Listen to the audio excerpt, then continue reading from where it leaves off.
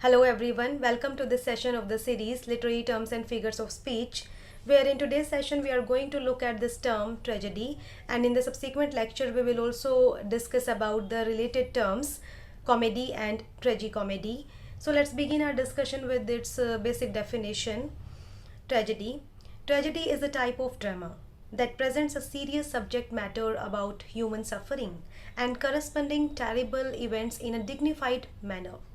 Since this term tragedy is a genre of story which is considered the oldest form of storytelling in Western tradition, so it becomes essential to look at its historical part. And historically, the origin of this term tragedy is Greek, and it was these Greeks of Attica. To tell you, Attica is the ancient state of Greece, and Athens is the chief city or capital city of Attica, and it was or it were these Greeks who used this word tragedy to describe the plays performed at festivals in Greece in the 5th century BC. And these festivals or these plays were sponsored by local government, and the performance or the presentation of these plays were attended by the entire community. So the atmosphere of the during the presentation of these plays, the atmosphere was used to be more of religious ceremony than entertainment. And if we talk about the subject matter, then the subject matter of these plays was chiefly derived from Homer's Iliad and Odyssey. And so the stories were mostly related to the misfortunes of the heroes of the history and religious myths. So this is what the historical aspect of this term tragedy, and these are the three prominent Greek dramatists named Aeschylus, Sophocles, and Euripides.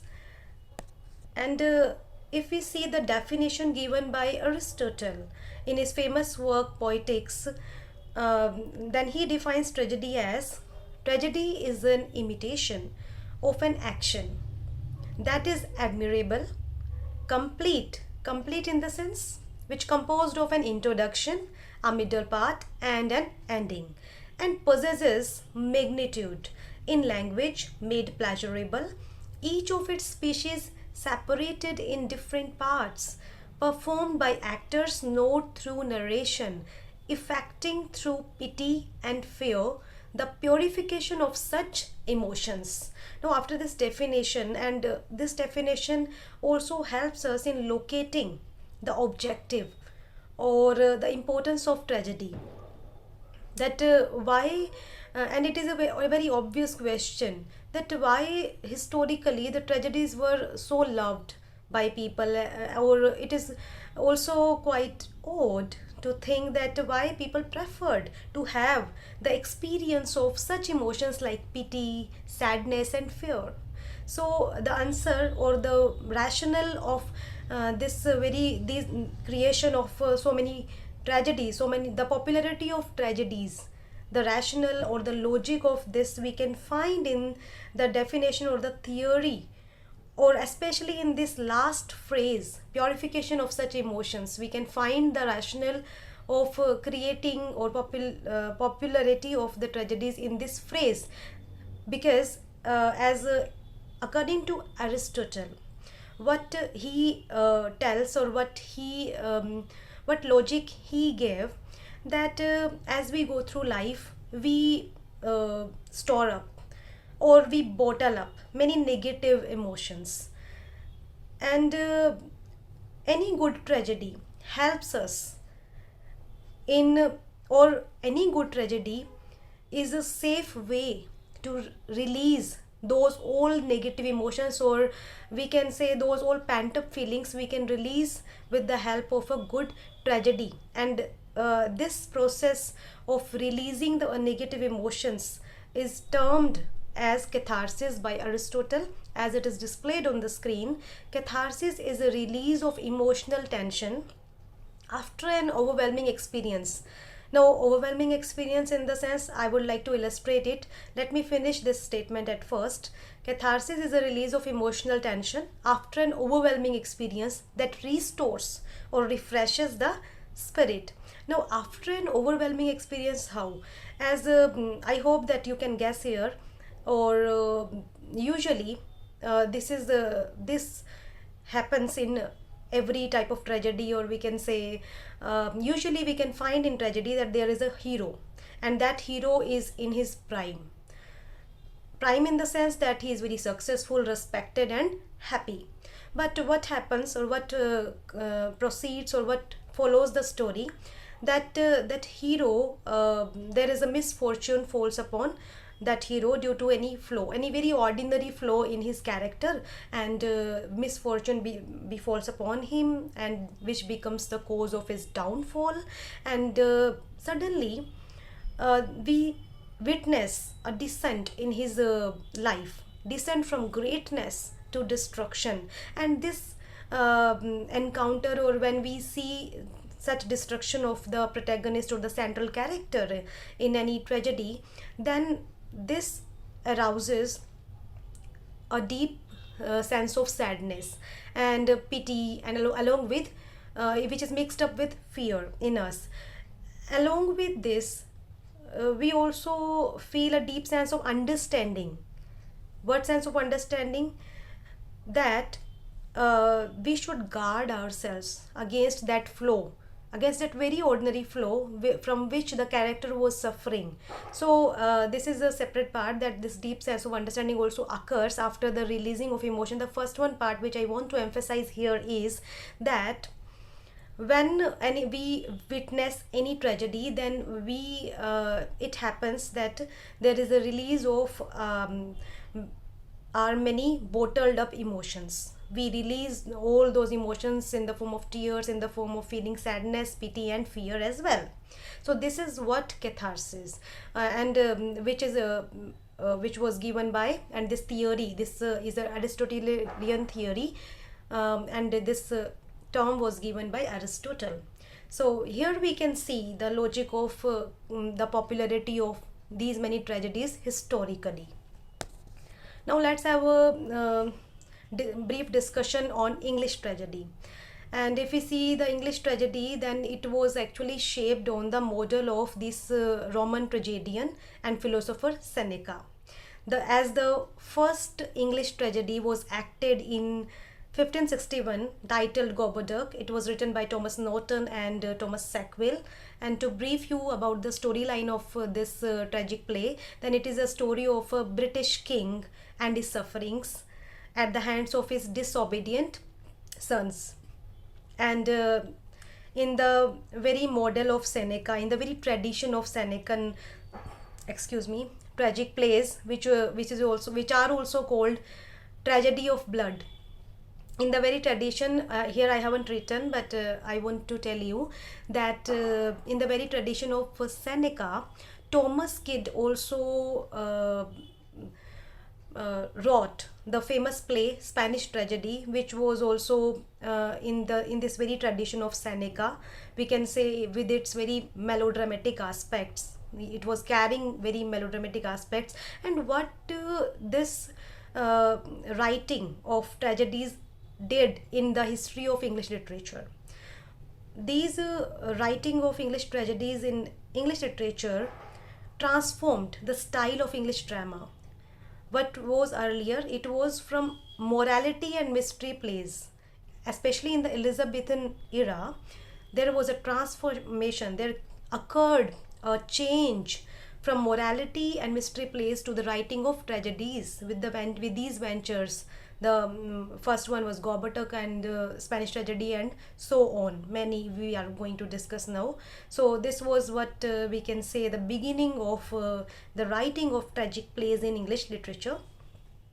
And then let's have a quick look on some of the famous English tragedy writers and their prominent plays. First one is Christopher Marlowe, who is also considered the first one who wrote the tragedies in Greek tradition. His characters belong to the noble or very high position. In historically, they belong to very high position, and they became victims of fate.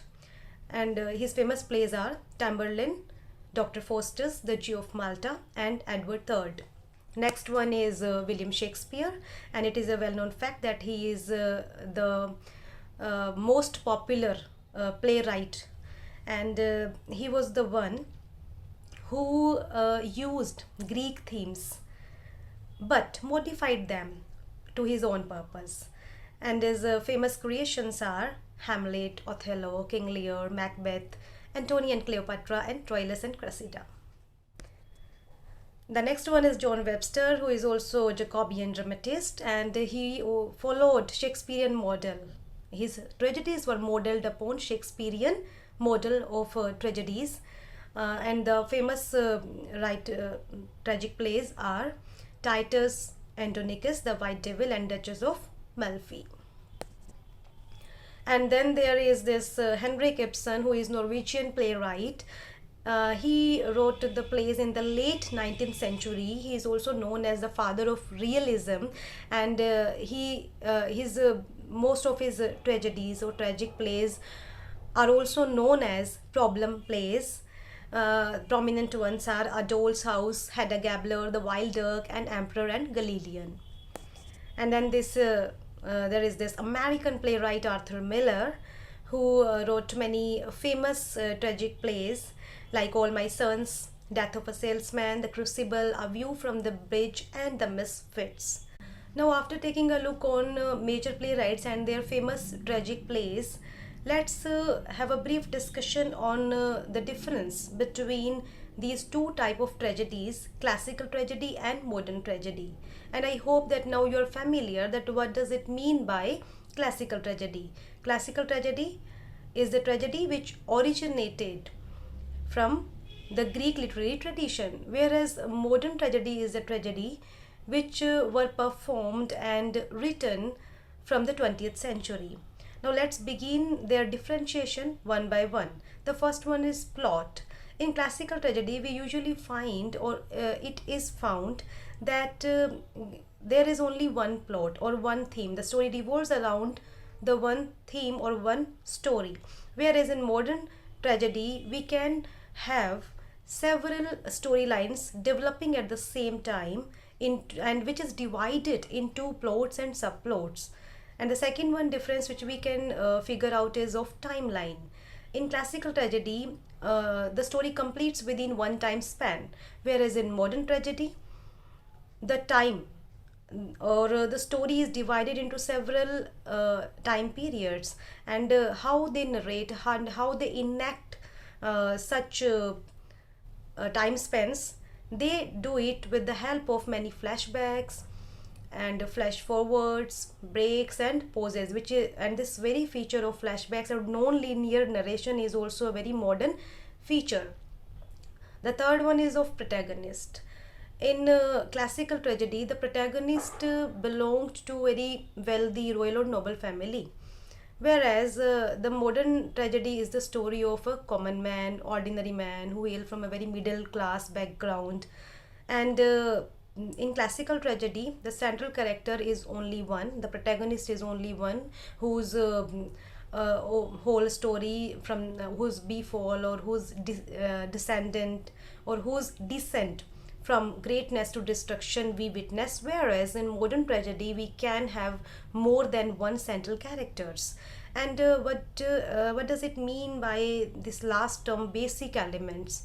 Here what I want to convey is that in classical tragedy, the major elements which affect the life of, or which affect the course of life of the character or characters, is fate and divine powers.